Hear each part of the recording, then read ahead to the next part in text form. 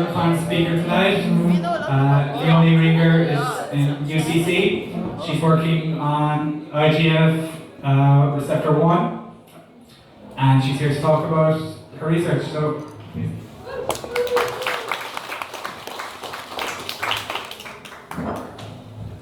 Okay, thanks for having me, and thanks for staying, even though it's like awfully warm in here.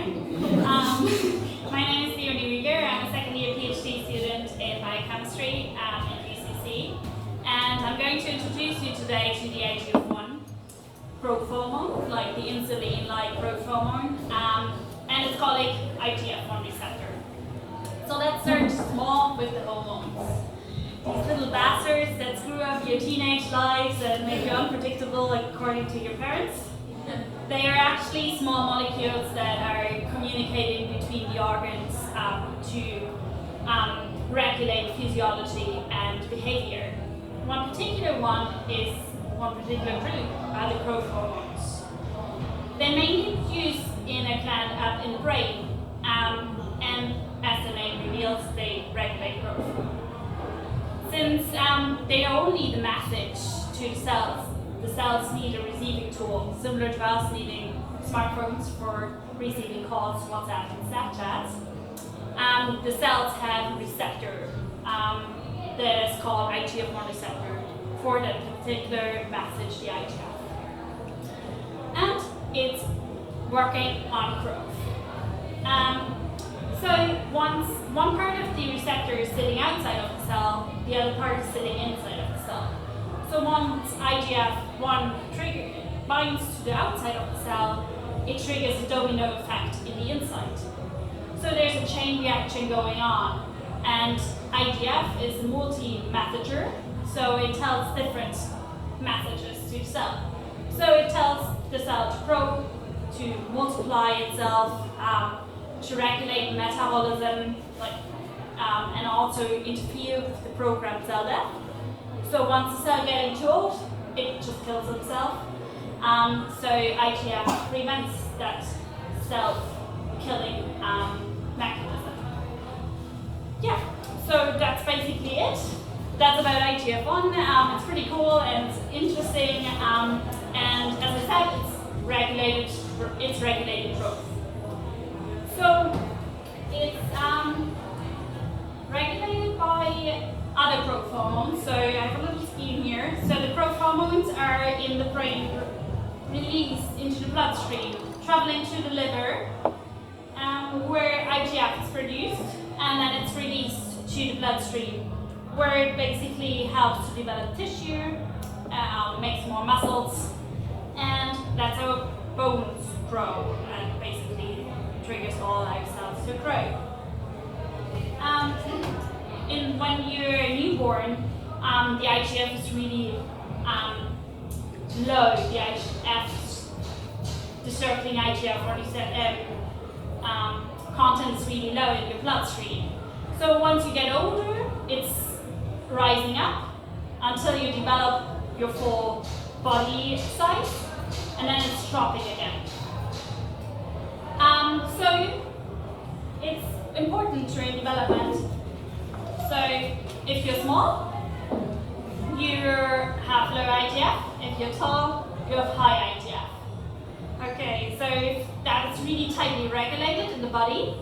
So it can cause dwarfism if you have a mutation in getting too low IGF levels, or you have gigantism when you have too high levels of IGF. Well, these growth hormones are also regulated by other factors that are not only from our body itself. It's regulated by our age, gender, nutritional state, and physical activity and stress. So another really good hint in the name, it's called insulin-like growth receptor. So insulin is made by the pancreas. So IGF and insulin are in balance. And the balance decides if you're using your fat as an energy source or sugar as an energy source. So once you eat, insulin rises and the insulin gets active, and you use your sugar, basically the food you consuming, to produce energy. once you fasting, you are using IGF pathway, and it's basically going to be the fat. That's going to be your energy source. So that's why IGF is also really involved in like cases like obesity or diabetes. So once you ruin your liver, for whatever reason, drinking too much alcohol or something, you produce less IGF, and that will make you obese. My general research is on cancer. So I'm working on IGF-1 receptor and cancer biology. So we are in a tight regulation of new cells being produced every day and old cells dying off. That keeps us like having the total cell number will never change. But while we are developing, the new cells need to be coming up, but the old cells are not allowed to die yet. So IGF-1 receptor keeps telling them, oh, keep going, you can hang in another day, just to give us the ability to actually grow. So once you reach a certain age, so here, if you reach that age of like mid 15 years old, like after the first decade, it starts to decline. And for ages, people were saying, oh, we give them growth hormones and they actually will overcome aging. But it's actually really tightly regulated because if you have high IGF-1 receptor, it will trigger cells to not die. So if you have new cells being produced and old cells not being dying, you have an overcome of cells. And in adults, that mainly means tumors. So the bad thing is not the tumors itself, but IGF also triggers them to spread off and get away from primary tumor and invade into the liver, the lung, the brain, the bones, and the lymph nodes. So high IGF-1 receptor, again, for people is bad. It means a higher risk of cancer for males, maybe prostate cancer, for females, breast cancer. So again, back to that. Tall people, high IGF-1 receptor and high IGF-1 levels, high risk of cancer. Low, small people, low cancer risk. So, well, we have all these informations about IGF and IGF-1 receptors. So why are we not blocking IGF-1 receptors? Just like get it out of our system when we are adults. Like, who needs it anyway? After we developed our muscles and lungs and everything, well, we tried and it failed. So we tried to inhibit IGF-1 receptor to like stop the message going to the cell, and it didn't work. So we are currently working in our lab on understanding the IGF-1 receptor and its mechanism of action to actually find a solution to stop its function in cancer. That's about it. So.